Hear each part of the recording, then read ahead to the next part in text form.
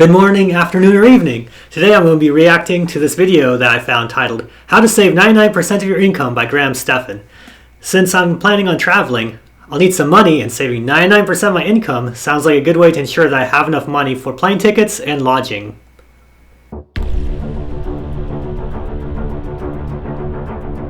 First, we have a YouTube ad, of course. Well, that's a Lambo guy! He made a viral video about having a Lambo a few years ago. Anyway, I'm not an credit investor, so I don't think this applies to me. Moving on.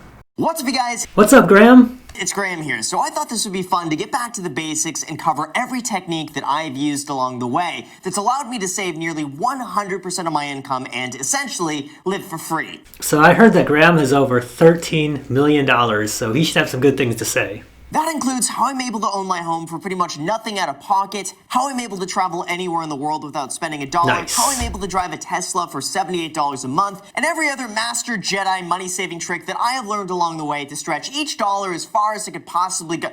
That's actually what I want to do. This video is perfect. Hold on one second. Mom!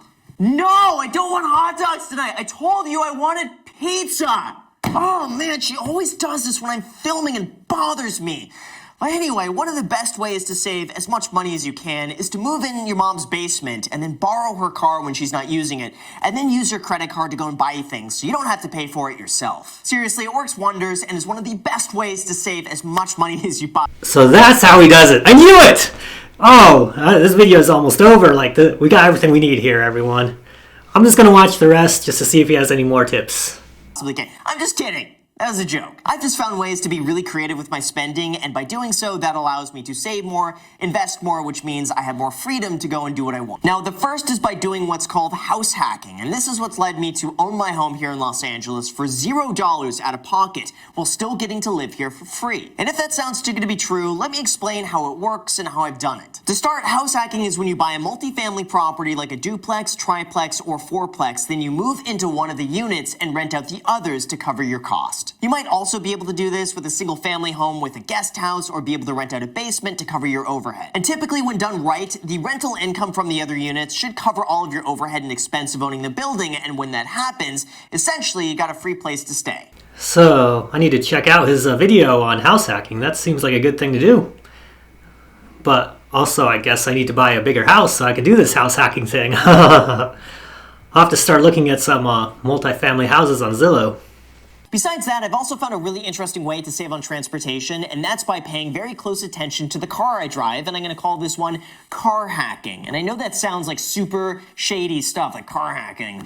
It's not. I know these are fairly specific one-off examples, but there are a lot of cars out there that you could buy for under market value that have already experienced the majority of their depreciation that you could pretty much drive for free without it losing much value. For example, many used cars reach this point after about 5 or 6 years that you could buy it at a good deal and then drive it without that car costing you a lot of money.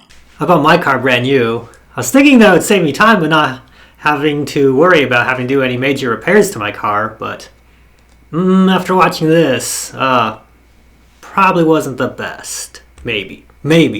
After that, though, is one of my favorite topics that I talk about non-stop, and that's how I'm able to travel for free using nothing but credit card reward points. And here's how that works. Credit card companies will offer incredible bonuses just for signing up for their credit card. People who understand the art of how the system works can use this to their advantage by signing up for a credit card, meeting the minimum spending requirements to get the bonus, then get the bonus, redeem that for all types of free travel, and then move on to the next one and repeat the process again. I absolutely love talking about this because I'm proud to say that I have not paid for a single plane ticket or hotel in over 4 years now, and doing this is incredibly simple and fun. For instance, you might be able to find an American Express Gold Card link that'll give you 50,000 points when you spend $2,000 in the first 3 months. That means if you just go and put all of your normal spending on the card during that time frame to get the bonus, you're going to have enough points to get 2 free round-trip plane tickets anywhere in North America when you redeem it for Aeroplan. I've just taken this concept to an extreme by opening up 1 to 3 credit cards a year, meeting the minimum spending requirements, getting the points, and then using those points to travel wherever I want without spending any additional money. Now, of course, though, if you want to do this successfully, there are a few ground rules. First, obviously, you should never do this if you don't know how to properly handle a credit card. You need to use it responsibly, only spend money you were planning to spend anyway, and always pay it off in full by the time it's due. No exceptions. If you can't do it correctly, then don't do it. Second, it's really important you never pay a single dime in interest. I'm always shocked when people think a credit card will cost them money because they're going to be owing interest on what they spend. So let's make it very clear. You're not going to have to owe any interest as long as you pay off your credit card in full at the time it's due. And third, do not do this if you're about to get a loan on a house or a car. This is because there is a mild impact to your credit score every time you apply for a new line of credit. So unless you already have an extensive line of credit history, it's probably too risky to open up anything new right before you're getting a loan without giving yourself enough time for your credit score to recover. Doing this could be a really fun hobby that'll end up making you a lot of money in free travel and perks and services. That's also how I've been able to cut my travel budget down to $0. And for anyone who wants more information on this, I highly recommend you check out The Points Guy, NerdWallet, and two YouTubers known as Ask Sebi and The Credit Shifu. They all have incredible information about credit cards, reward points, and everything else involving that. This seems like the most important step for me since I want to travel. I'll have to check out those YouTubers and bloggers, then open up a bunch of credit cards for free travel points. I might actually be going to France for free. Next, we're going to be talking about something that's very close to my heart, and that would... What would you say if two e-commerce millionaires said that they... E-commerce. That popped up at an awkward time in the video. Those YouTube ads all say I can get rich quick, just like all the spam emails I get. Be coffee. If there's one thing that I refuse to spend money on, it's this. I've just never seen the point in going and spending a few dollars for coffee at a coffee shop when instead you could make it at home for pennies on the dollar. Because going and spending money on coffee does add up. For example, if making coffee at home saves you $15 a week, that works out to be a $780 a year savings. And if you just invested those savings every single year into a Roth IRA within an S&P 500 index fund that averages a 7% return adjusted for inflation with dividends reinvested, I said that all in one take, by the way, that gets a like on this video. Over 40 years, that amount will have accumulated to over $178,000. And I can save that much money by not buying coffee? Well, I wish I had a time machine to go back into the past and prevent myself from buying my morning coffee for the past decade. Seems like an easy way to save money compared to the other methods, and I think I might actually try this step first because it does seem pretty easy. Besides that, another way that I've been able to cut back and save a decent amount of money is by not frequently eating out at restaurants. Now, I totally understand that this might not have as big of an impact on your finances like housing or transportation, but still, every little bit matters and it does add up. For me, I've been able to really easily cut back on this just by going and making food at home and then bringing it to work instead of spending $10 to $15 on lunch. Or instead of going out to eat somewhere, it's really easy to go to the grocery store, spend $7 on food, and make yourself a meal for the fraction of a price a restaurant would charge you. I'm already doing this. All the restaurants seem to have been shut down for most of the year. I almost starved learning how to cook because my cooking skills are so bad early this year. But they are really good now, but at least my food is edible. Also, when I got food delivered, the food always seemed overcooked and doesn't taste as good. Comment down below if it's the same for you. And then one more while I'm on the topic of unusual ways to save money, and that would be by always going and finding free parking. I really should have included this in my interview with CNBC about things I refuse to spend money on because besides coffee and designer clothes, paying for parking would be one of those things I absolutely loathe. I just don't see the point in spending $5 to $10 in parking when instead I could park a block away for free and just walk there. In my experience, finding free parking in a big city is incredibly difficult. Also, parking is not free when you get your car towed because you must pay to get your car back. Usually, if I'm worried about parking, I take a Lyft or Uber to my destination so I don't actually pay for parking. It's a win-win.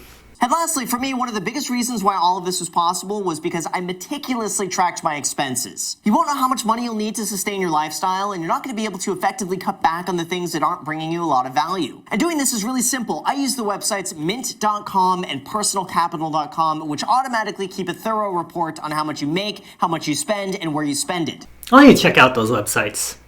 Doing this is so impactful that I promise if you just do this for 2 months, you're going to be shocked at how much money you waste on things that bring no value to you whatsoever that you make without even thinking about it. Usually I just look at my bank account to make sure it's not overdrawn. If it's not, that means I'm within my budget, but this method seems like a better one to try, so I should probably do that. And believe me, doing this is not without a lot of hard work, a lot of discipline. It isn't easy, but if you get in the habit of doing this early on, trust me, it is entirely worth it. So with that said, you guys, thank you so much for watching. And of course, in addition to that, if you have not already subscribed yet, make sure to do that. This was a great video. I'll link the original video down in the description since it's really good, and Graham really seems to know what he's talking about. To recap, here's what I have to do to save up for my vacation to France. 1. Get a bigger house. This step might actually take a while since I'll need to save up some money for a down payment though, so don't worry about this one as much. Step 2, get a used car. Well, actually I already have a used car since I was the one who used my car after buying it new, so I'm just going to keep my current car. Step 3, get a bunch of credit cards so I can get some free travel. I think this is actually the most important step since I actually went to travel to France, so credit cards seem good. Step 4, stop buying my morning coffee and then learn how to make coffee. I think I'll do this first since it seems like the easiest step to do. Step 5, I don't really have to worry about eating at restaurants right now, and I haven't been doing it. I think this step's already done.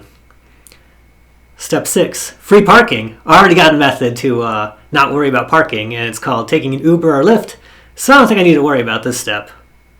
And finally, step 7, tracking my expenses. Should be pretty easy since I use my debit card for everything. So I'll just look at my online account in a couple of months to see what I've been buying. I don't want to do it yet since I'm still on the not buying my coffee in the morning step.